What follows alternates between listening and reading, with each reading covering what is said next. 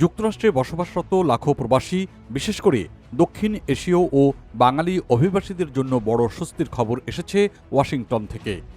এক ফেডারেল বিচারক বলছেন, ওয়ারেন্ট ছাড়াই অভিবাসীদের গ্রেপ্তারের যে নির্দেশনা ব্যবহার করেছিল মার্কিন অভিবাসন কর্তৃপক্ষ, তা সাংবিধানিক মানদণ্ড পূরণ করে না। ফলে ট্রাম্প প্রশাসনের কঠোর অভিবাসন অভিযানে নতুন আইনি বাধা তৈরি হয়েছে বলে মনে করছেন বিশ্লেষকরা। অ্যাসোসিয়েটেড প্রেস এপির প্রতিবেদনে বলা হয়েছে, ওয়াশিংটনের ফেডারেল বিচারক বেরিল এ হাওয়েল গুরুত্বপূর্ণ এক আদেশে বলেছেন, অভিবাসন কর্মকর্তারা যেন পরোয়ানা ছাড়া গ্রেপ্তারের ক্ষেত্রে আগের 5 পাতার নির্দেশনাপত্রকে আর ব্যবহার না করেন।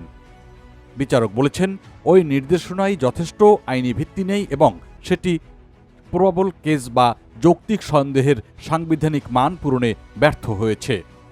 বিশেষ করে কোনো ব্যক্তি পালিয়ে যাওয়ার ঝুঁকিতে আছেন কিনা তা নির্ধারণের আগে তার পরিবার, কমিউনিটি ও স্থানীয় সংযোগ বিবেচনা করার কথা সেখানে উল্লেখ ছিল না।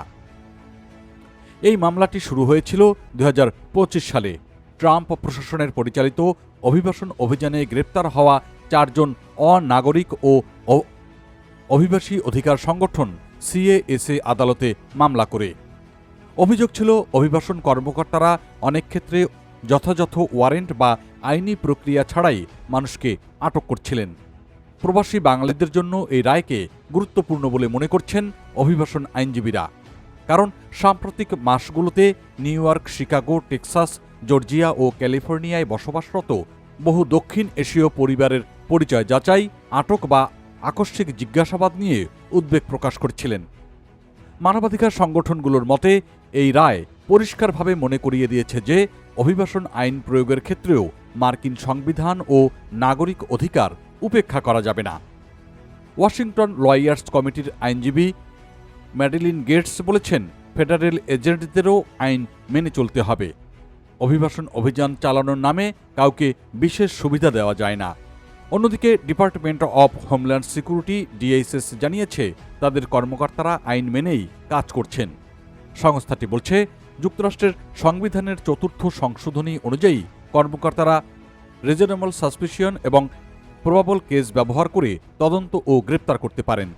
তবে বিচারকের পর্যবেক্ষণ ট্রাম্প প্রশাসনের চলমান কঠোর অভিবাসন নীতিকে নতুন বিতর্কের মুখে ফেলেছে। বিশেষজ্ঞরা বলছেন, আদালতের এই অবস্থান ভবিষ্যতে আরও অনেক অভিবাসন মামলায় নজির হিসেবে ব্যবহৃত হতে পারে। এদিকে প্রবাসী কমিউনিটির নেতারা বলছেন, বৈধ নথিপত্র সবসময় সঙ্গে রাখা, অভিবাসন আইনজীবীর সঙ্গে যোগাযোগ রাখা এবং নিজের সাংবিধানিক অধিকার সম্পর্কে সচেতন থাকা এখন আগের চেয়ে বেশি জরুরি।